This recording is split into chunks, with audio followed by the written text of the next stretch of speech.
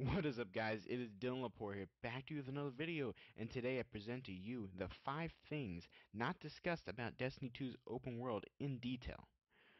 I got this information from an interview with Bungie's world director Steve Cotton on Glixel's website. Link will be in the description. So let's dive right into it. Bungie's world director Steve Cotton is the one who's on the hook for realizing these planets, moons, and planetoids. Cotton drove into the difference between an adventure and a lost sector, and where exactly we'll all hang out now that the tower is rumble. So first, let's talk about world building. He mentions that we didn't want you to have to feel like you had to go back to the director between activities. We wanted to give you more to do when you were just in the world and exploring. Before, you had patrols to do. You could do some encounters in public events, but you didn't know where the public events were going to happen.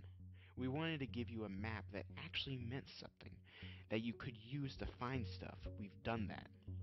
Then he goes on to say that he felt he didn't give adventures enough justice on stage.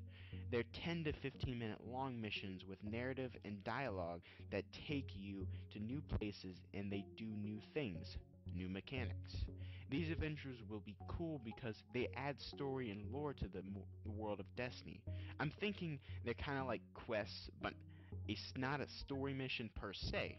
After that, he goes on to say, then there's a lost sectors, which are like dungeons where occasionally as you're wandering around the world, you see a symbol etched on some wall and you know you're close to an entrance of some kind.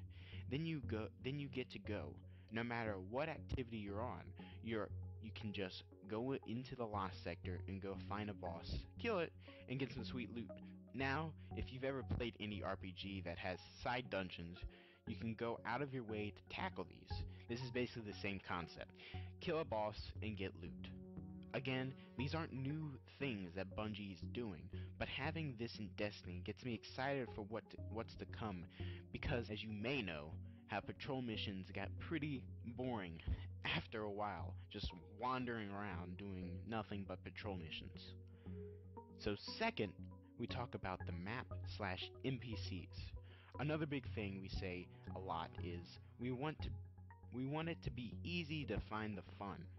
On the map, we control how much we want to expose to you, but the characters that you're going to meet in the world, they basically will mark your map for you with new things. They'll give you adventures to go on and say, hey, here's a couple of different adventures that I need you to do.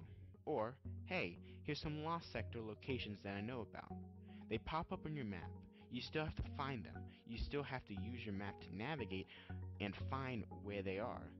Then you get to the general area. You have to find how to get in there.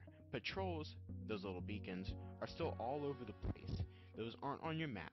You just find them. You see those. This shows further examples of how Bungie's breathing more life into Destiny, and like they say, we want it to be easy to find the fun. He goes on to talk a little more about how traveling will work. You're on Lao. You want to go to Nessus. All you do is you bring up your director, and you see Nessus, and you click on that. You see the map. You go to whatever landing zone you want. Then you click on that, and now you're flying there. You don't have to go back to orbit or to another planet. Furthermore, if you're in the European Dead Zone, and you want to go from the town where the church is to the Cabal base because you want to go run an adventure, you can do a landing zone there. Just open your map, click on it, and you'll load right into there. You can just take your Sparrow all the way there if you wanted to. I feel like just your ability to travel around the world and explore and stay in it, it's all part of the reason why it's going to feel like a different place. I don't know about you, but hearing that statement makes me feel a whole lot better. We're going to have less loading and more time for action, aka fun. Having this ability to fast travel basically anywhere may only improve the experience of Destiny immensely. It's going to be awesome to just go anywhere at any time, whatever you're doing or wherever you're at. So third, we get into more detail about social spaces. I don't want to oversell how much civilization there is in all the different worlds, but absolutely. The tower gets destroyed, and you need a new place to call home for a little while. We also don't want to divide the community up when they are in that home. When you go to this place to do things that you need to do, whether it's to talk to people or decrypt things or just talk to the postmaster for whatever reason, we want that to be in the same space that everyone else is going to be in. We don't want to divide those up. We thought about it, but we don't want to. We don't really like what it does to the community. I know we've actually built different ones in the past with different DLCs, and we probably will continue to evolve this social space. But with Destiny 2 at launch, the foundation, we want to try to keep that as singular as possible. Obviously, this is referring to the multiple social spaces in the original Destiny, the Tower, the Vestian Outpost, and the Iron Temple.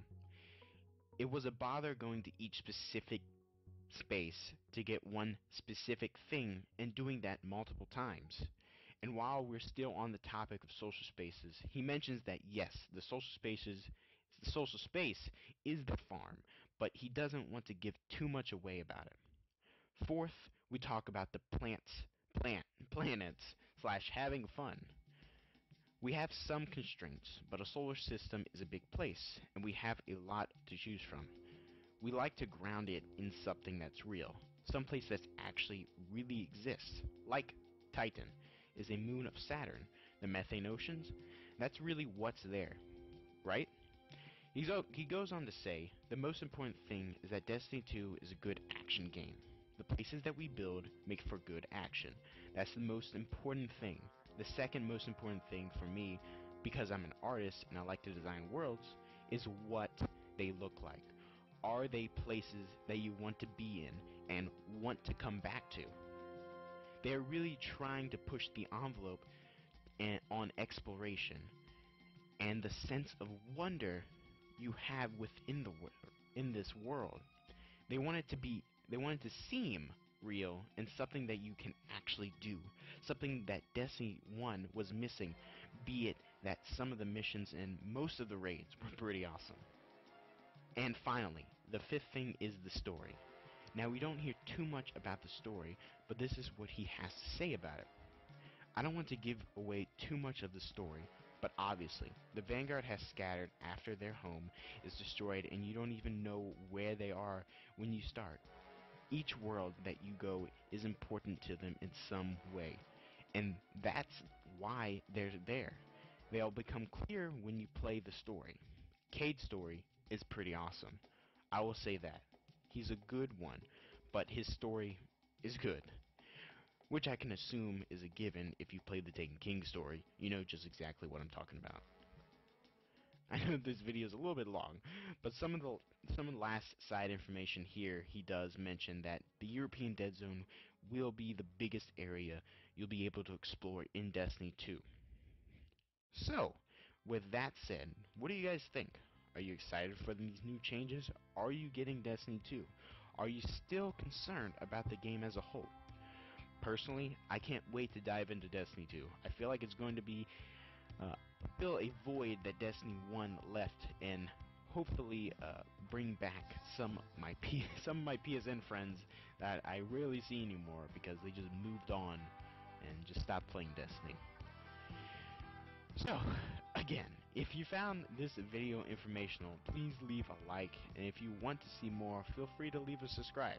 I try to make videos as often as possible, and they only can get better from here, right? With that said, this is Dylan Lepore, signing off. Bye.